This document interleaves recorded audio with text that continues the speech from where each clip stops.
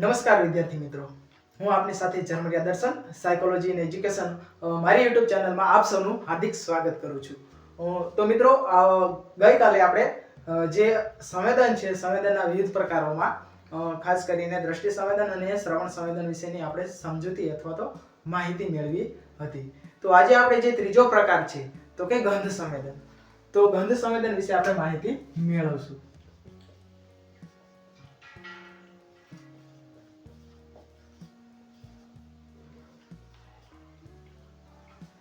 તો ગંધ સંવેદન કોને કહી શકાય, ગંધ સંવેદનનો અર્થ શું, તેની પ્રક્રિયા શું, તેમજ તેનો અનુભવ કઈ રીતે આપણને થતો હોય છે અને ગંધ સંવેદનની જે સાયકોલોજીકલ અથવા તો મનોવૈજ્ઞાનિક શું મહત્વની ભૂમિકા હોય આપણા જીવનમાં, એની સાથે સાથે એના પ્રકારો કયા કયા છે, તેમજ આપણા વ્યવહારિક જીવનમાં કઈ કઈ બાબતો સાથે ગંધ સંવેદન જોડાયેલું હોય છે.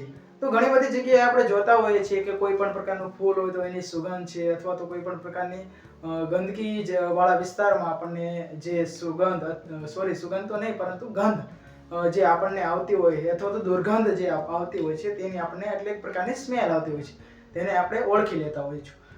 પરંતુ જે આ સ્મેલ અથવા તો જે ગંધ છે તે અલગ અલગ પ્રકારની હોય છે. તો અહીંયા આપણે સૌપ્રથમ ગંધ સંવેદનનો સૌપ્રથમ અર્થનો સમજૂતી મેળવશું. તો કે બાહ્ય વાતાવરણ અથવા તો બાહ્ય જે વાતાવરણ અથવા તો પર્યાવરણ, બાહ્ય પર્યાવરણ માંથી અમુક ચોક્કસ ઉદ્દીપક કે રાસાયણિક તત્વો આપણા નાકની બે મુખ્ય નળીઓ દ્વારા મગજના અમુક ચોક્કસ ભાગ સુધી તે ચેતાકીય પ્રવાહ પહોંચાડે છે, ત્યારે આપણને ગંધ સંવેદનનો અનુભવ થાય છે. તો કે બાહ્ય જે પર્યાવરણ અથવા તો જે વાતાવરણ છે આસપાસના જે કઈ ઉદ્દીપકો હોય તે ઉદ્દીપકોમાંથી અમુક ચોક્કસ ઉદ્દીપકો કે રાસાયણિક તત્વો છે એમાંથી આપણને આપણી જે નાક અથવા તો આપણા જે નાક મારફતે જે મુખ્ય નળીઓ હોય એના દ્વારા મગજના અમુક ચોક્કસ ભાગ સુધી પહોંચાડે. અમુક ચોક્કસ ભાગ, તો અમુક ચોક્કસ ભાગ એટલે તો કે મસ્તિષ્ક છાલ,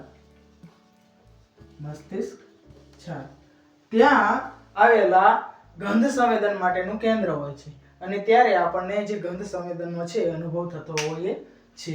તો તે ચેતાકીય પ્રવાહ છે પહોંચાડે છે અને ત્યાર પછી આપણને ગંધ સંવેદનનો જે અનુભવ થતો હોય એવું આપણે કહી શકાય છે. તો હવે પછી આપણે ગંધ સંવેદનનો અર્થ સમજ્યા, પરંતુ ગંધ સંવેદનની પ્રોસેસ કઈ રીતે હોય છે એની સમજૂતી થોડી મેળવી. તો કે પ્રક્રિયા. તો સૌપ્રથમ આપણે જોઈશું કે બાહ્ય રાસાયણિક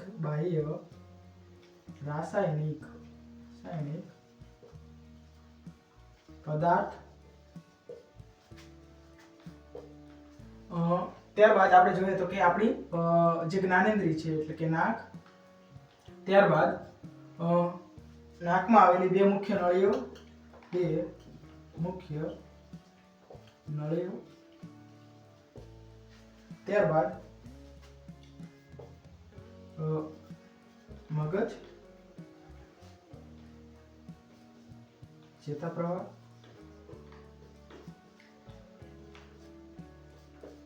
મસ્તિષ્ક છાલ,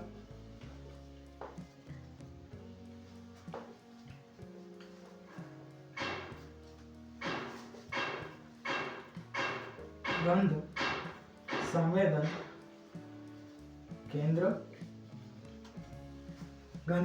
કેન્દ્ર અને ગંધ સંવેદનનો અનુભવ.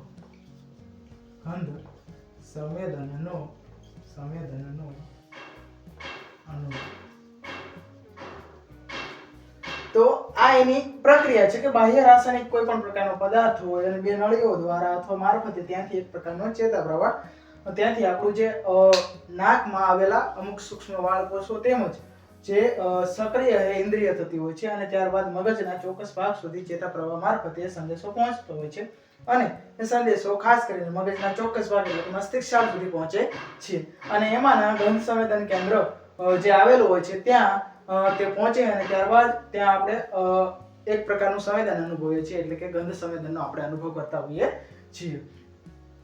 દાખલા તરીકે કોઈ પણ પ્રકારનું ગુલાબ હોય તો ગુલાબમાંથી નીકળતી જે સુગંધ અથવા જે સ્મેલ છે એ આપણા નાક મારફતે આપણા જે બે મુખ્ય નળીઓ હોય છે એના મારફતે જાય છે અને મગજ સુધી પહોંચે અને ચેતા પ્રવાહ મારફતે મસ્તિષ્ક છાલના ગંધ સંવેદન કેન્દ્ર સુધી પહોંચે અને એનું આપણે અંતે અર્થઘટન કરતા હોઈએ છીએ કે આ શેની સ્મેલ છે.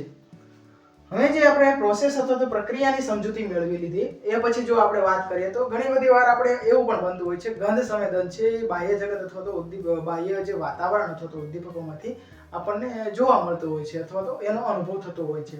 આમાં ખાસ કરીને જો જોવા જઈએ તો કે ગંધ સંવેદન છે અમુક વાર એવું પણ બનતું હોય છે કે જો કોઈ એવા પદાર્થ કે જે વારંવાર આપણા સંપર્કમાં આવતો હોય છે અથવા તો એનો અનુભવ થતો હોય છે અથવા તો ખૂબ લાંબા સમય સુધી એનો અનુભવ થતો હોય છે ત્યારે આપણને આપણે છે અથવા તો આપણી જે જ્ઞાનેન્દ્રિયો હોય છે એ સંવેદનના કેન્દ્રો છે એ સંવેદનના કેન્દ્રો એનાથી શું થઈ જતા હોય છે ટેવા જતા હોય છે.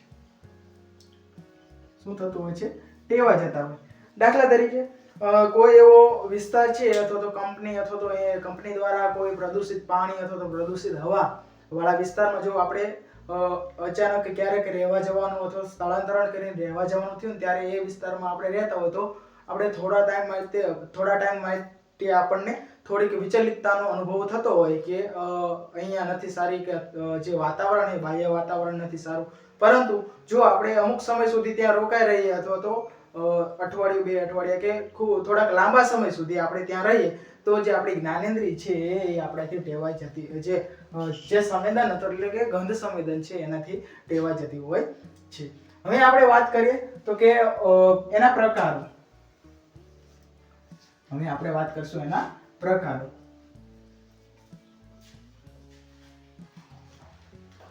ખાસ કરીને આપણે જોવા જઈએ તો કે હેનિંગ અનુસાર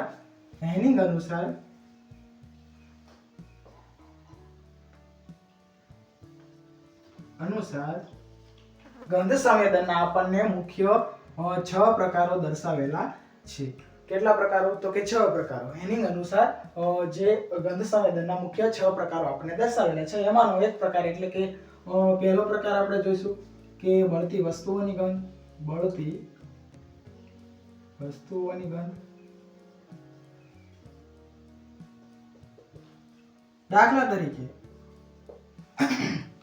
દાખલા તરીકે કોઈ વાયર શોર્ટ સર્કિટ થયું છે.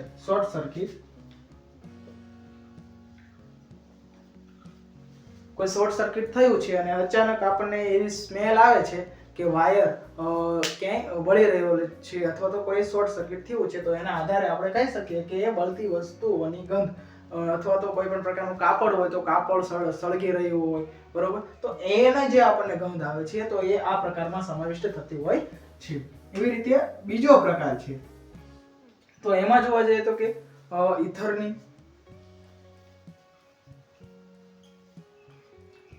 ગંધ. ઈથરની ગંધમાં કઈ બાબત આવશે તો કે પેટ્રોલિયમ અને જ્વલનશીલ જે પદાર્થ છે દાખલા તરીકે પેટ્રોલ તો કે પેટ્રોલની આપણે જ્યારે સ્મેલ આવતી હોય છે તો એ આપણે ઈથરની ગંધમાં સમાવિષ્ટ કરી શકાય છે. ત્રીજો જે પ્રકાર છે તો એની વાત કરીએ તો કે સુગંધ. ત્રીજો જે પ્રકાર છે સુગંધ તો એમાં આપણે ઉદાહરણ લઈએ. દાખલા તરીકે ગુલાબના ફૂલની સ્મેલ. તો ચોથો પ્રકાર છે આપણે જોવા જઈએ તો કે ચોથો પ્રકાર તો કે બળેલી વસ્તુની ગંધ એટલે કે બળતી વસ્તુની ગંધ બરોબર. હવે છે સડેલી વસ્તુની ગંધ. એમાં દાખલા તરીકે કોઈ પણ પ્રકારનો દૂષિત કચરો હોય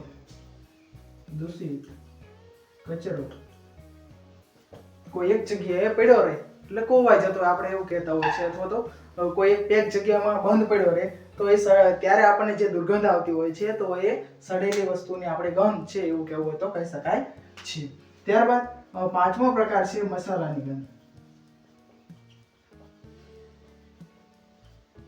પાંચમો પ્રકાર છે મસાલાની ગંધ. સામાન્ય રીતે આપણે રસોઈમાં કે હિંગ છે, તજિયા છે, અથવા તો કોઈ પણ પ્રકારની વઘાણી છે, જે આ જે મસાલાઓ છે અથવા તો એની જે સુગંધ આપણને આવે છે તો એ ગંધ છે, બરોબર. રસોઈના મસાલા, દાખલા તરીકે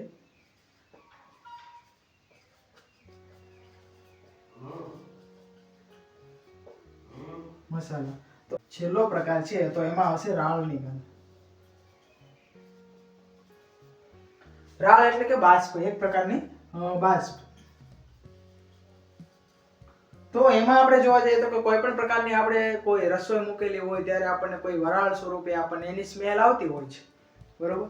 તો ઘણીવાર આપણે જોતા કે રાળિયું શાક કે આ રીતે અથવા તો વરાળિયું શાક, તો એ રાળ એ બાબત છે તે આપણે રાળની ગંધમાં સમાવેશ કરી શકાય છે. આ જે બાબતની આપણે માહિતી મેળવી એ સિવાય ઘણી બધી વાર એવું પણ અનુભવાતું હોય છે જ્યારે ગંધ સંવેદન છે, ગંધ સંવેદનમાં વ્યક્તિ ક્યારેક કોઈ પણ પ્રકારની શારીરિક અથવા તો માનસિક જો તંગદિલી અથવા તો અસ્વસ્થતા અનુભવતો હોય તો એના કારણે વ્યક્તિને વ્યવસ્થિત રીતે ગંધ સંવેદનનો અનુભવ થતો હોતો નથી. દાખલા તરીકે શરદી થવી અથવા તો કોઈ પણ પ્રકારની માનસિક બીમારી હોવી ત્યારે આવા પ્રકારના સંવેદનો એટલે કે ગંધ સંવેદનનો અનુભવ ખૂબ ઓછા માત્રામાં અથવા તો નહિવત માત્રામાં થાય છે એવું આપણે કહી શકાય છે. આ સિવાય ક્યારેક એવું પણ બનતું હોય છે કે વ્યક્તિમાં અમુક પ્રકારની આકર્ષક એટલે કે આપણે ગંધ સંવેદન દ્વારા વ્યક્તિએ સજાતીય જે પસંદગી તેમજ વિજાતીય પસંદગી તેમજ ખોરાકની પસંદગી છે એ ગંધ સંવેદન દ્વારા કરતો હોય છે. તો મિત્રો આજે આપણે જે ગંધ સંવેદન નો અર્થ, ગંધ સંવેદનની જે પ્રક્રિયા છે તે તેમજ ગંધ સંવેદનના મુખ્ય પ્રકારો તેમજ મનોવૈજ્ઞાનિક દ્રષ્ટિકોણે ગંધ સંવેદનની શું મહત્વતા છે એ આપણે એની આજે સમજૂતી મેળવી. જો તમને આ વિડીયો ગમ્યો હોય તો લાઈક, શેર અને સબસ્ક્રાઇબ કરવા વિનંતી.